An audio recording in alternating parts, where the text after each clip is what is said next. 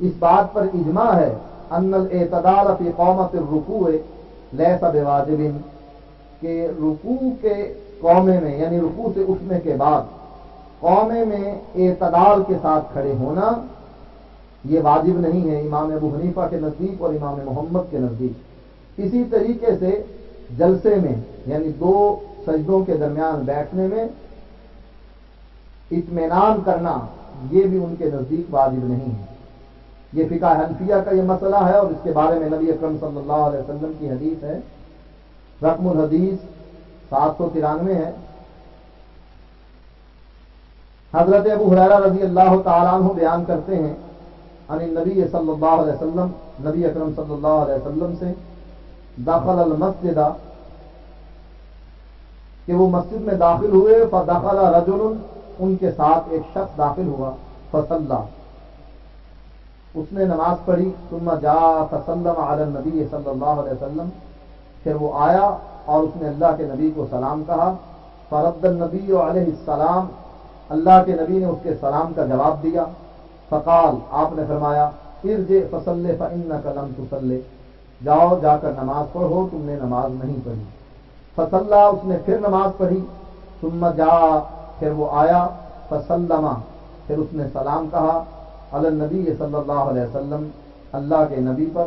فقال، آپ نے فرمایا، ارجع فصلی فانک لم تصلی، جاؤ جا کر نماز پڑھو، تم نے نماز نہیں پڑھی۔ ثلاثاً، 3 دفعہ ایسے ہی ہوا۔ فقال والذی بعثک بالحق، وہ شخص کہنے لگا، اس ذات کی قسم جس نے آپ کو حق کے ساتھ بھیجا ہے، ما احسن غیرہ، میں اس سے بہتر نماز ادا نہیں کر سکتا، فعلمنی، آپ مجھ کو نماز کا طریقہ سکھائیے۔ قال، آپ نے فرمایا، اذا قمت الى الصلاۃ فکبر، جب تو نماز کے لیے کھڑا ہو تو اللہ اکبر کہہ، ثم اقرأ ما تيسر معك من القرآن، پھر تو قرآن پڑھ جو کچھ تیرے پاس ہے قرآن میں سے، اس کی تلاوت کر، ثم ارکع، پھر تو رکوع کر، حتی تطمئن راکعا، یہاں تک کہ تو رکوع اطمینان سے کر لے، ثم ارفع، پھر تو اپنے سر کو اٹھا، حتی تعتدل قائما، یہاں تک کہ تو اعتدال کے ساتھ قیام کرے، ثم اسجد حتی تطمئن ساجدا، پھر تو سجدہ کر اور اطمینان سے سجدہ کر، ثم ارفع حتی تطمئن جالسا، پھر اطمینان سے تو جلسہ کر، ثم اسجد حتی تطمئن ساجدا، پھر تو اطمینان سے سجدہ کر، ثم افعل ذلک فی صلاتک کلھا، پھر اپنی ساری نماز اسی طریقے سے ادا کر۔ اس میں احناف نے مختلف جگہ پر حدیث کی خلاف ورزی کی ہے،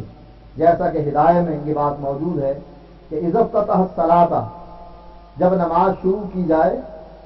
اذا افتتح الصلاۃ بالفارسیۃ، کوئی شخص فارسی میں نماز اگر شروع کرتا ہے، اللہ اکبر کی بجائے فارسی میں اس کا ترجمہ اللہ بزرگ کہتا ہے، تو اس کی نماز جائز ہے، اگرچہ وہ عربی جانتا ہے تب بھی اس کی نماز فارسی میں جائز ہے۔ یہاں اللہ کے نبی فرما رہے ہیں کہ جب تو نماز کے لیے کھڑا ہو تو اللہ اکبر کہہ، ثم اقرأ ما تيسر معك من القرآن، یہاں بھی احناف نے مخالفت کی ہے کہ اللہ کے نبی نے قرآن پڑھنے کا حکم دیا ہے کہ جو کچھ تجھے میسر ہو، اور دوسری حدیث جو آتی ہے جس میں سورۃ فاتحہ پڑھنے کا حکم ہے، احناف نے چھوٹی سی چھوٹی آیت، جیسا کہ ہدایہ میں یہ بات موجود ہے کہ اگر وہ چھوٹی سی آیت پڑھ دی جائے، اور قرأ فیہا بالفارسیۃ، چاہے عربی جانتا ہو فارسی میں اس کو پڑھ لیا جائے تو ان کے نزدیک نماز ہو جائے گی۔ یہ دوسری مخالفت ہے۔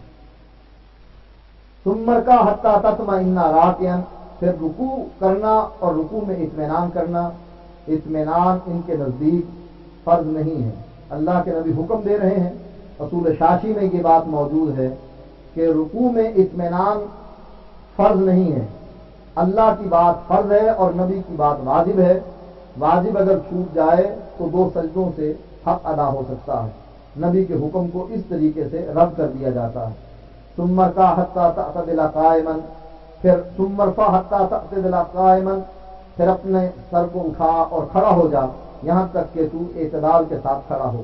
یہ جو حوالہ میں نے عالمگیری سے پڑھا تھا، جس میں انہوں نے یہ بات واضح کر دی تھی کہ ان الاعتدال فی قومۃ الرکوع لیس بواجب، کہ رکوع میں جو رکوع سے اٹھ کر قوما کیا جاتا ہے اس میں اعتدال واجب نہیں ہے. یہاں اعتدال کو نبی کے اس حکم کو واجب کے درجے سے بھی کم کر دیا ہے. یعنی اگر کوئی شخص قومے میں اعتدال کے ساتھ کھڑا نہ ہو تو اس پر سجدہ سہو بھی نہیں آئے گا. پھر سجدہ کر کے اطمینان سے سجدہ کر، پھر اٹھ سجدے سے سر اٹھا اور اطمینان کے ساتھ بیٹھ جا. اور احناف کا جو میں نے حوالہ فتاوی عالمگیری سے پڑھا تھا، وہ قذت تمانیت فی الجلسۃ، جلسے میں اطمینان سے بیٹھنا لیس بواجب، یہ بھی واجب نہیں ہے. تو اس کا معنی یہ ہوا کہ یہاں بھی احناف نے نبی اکرم صلی اللہ علیہ وسلم کی اس حدیث کی مخالفت کی. آپ فرماتے ہیں ثم فذلک فی صلاتک کلھا، باقی نمازیں اپنی زندگی کی اسی طریقے سے ادا کر. نبی اکرم صلی اللہ علیہ وسلم اس کو حکم دے رہے ہیں اور احناف اس حکم کو واجب کے درجے سے ہٹا کر مباح کی حیثیت میں لا رہے ہیں کہ کوئی کر لے تو ٹھیک ہے، نہ کرے تو کوئی حرج نہیں.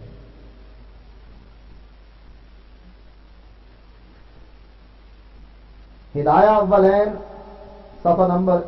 127 پر قرات کا مسئلہ ذکر کیا گیا ہے. والقرات فی الفرض واجبۃ فی الرکعتین، قرات فرض میں واجب ہے 2 رکعتوں میں. صفحہ نمبر 128 پر لکھتے ہیں وَهُوَ مُخَيَّرٌ فِي الْأُخْرَيَيْنِ مَعْنَاهُ إِنْ شَاءَ سَكَتَ وَإِنْ شَاءَ قَرَأَ وَإِنْ شَاءَ سَبَّحَ قَضَى روے عن ابی حنیفہ. اور اس کو اختیار ہے کہ 2 رکعت میں قرات کر لی جائے، اور قرات بھی قرآن کی چھوٹی سی چھوٹی آیت مدہامتان یا اس کا ترجمہ 2 برگ سبز، 2 رکعت میں 2 برگ سبز پڑھ لیے جائیں تو قرات میں کفایت ہو جائے گی. اور آپ دوسری 2 رکعتوں میں اس کو اختیار ہے ان شاء سکتا، وہ چاہے تو چپ رہے، وَإِن شَاءَ قَرَأَ، وہ چاہے تو قرآن پڑھے، وَإِن شَاءَ سَبَّحَ، وہ چاہے تو تسبیح بیان کرے. قضا روی عن ابی حنیفہ، یہی بات امام ابو حنیفہ سے اسی طرح مروی ہے. یعنی اس سے یہ بات ثابت ہوتی ہے کہ نبی اکرم صلی اللہ علیہ وسلم کی وہ حدیث جس کے بارے میں یہ بیان کرتے ہیں کہ لا صلاۃ لمن لم یقرأ بها، جو شخص سورۃ فاتحہ نہیں پڑھتا، لا صلاۃ لمن لم یقرأ بفاتحۃ الکتاب، جو شخص سورۃ فاتحہ نہیں پڑھتا ہے اس کی نماز نہیں ہوتی. احناف اس کا جواب یہ دیتے ہیں کہ یہ مقتدی کے لیے نہیں ہے، یہ امام کے لیے ہے، منفرد کے لیے ہے. حالانکہ ہدایہ والے نے اس بات کو واضح کر دیا ہے کہ سورۃ فاتحہ نہ مقتدی کے لیے ہے، نہ منفرد کے لیے ہے، اور نہ امام کے لیے ہے، بلکہ قرات کا جو مسئلہ ہے 2 رکعات میں واجب ہے. 4 رکعات میں سے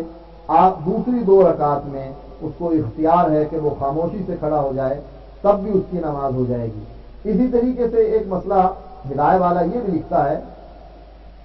کہ اگر امام مسافر ہے اور مقتدی مقیم ہے، امام 2 رکعت پڑھ کر نماز پھیر دے گا، سلام پھیر دے گا، اور مقتدی آخری 2 رکعتیں پڑھے گا. ان آخری 2 رکعتوں میں وہ سورۃ فاتحہ نہ پڑھیں. اس کا معنی یہ ہو گیا کہ امام کی اقتدا سے وہ باہر بھی نکل گیا، اب بھی اس کو سورۃ فاتحہ پڑھنے کی اجازت نہیں ہے. تو یہ مذہب ان کا بخاری کی اس حدیث سے ٹکراتا ہے.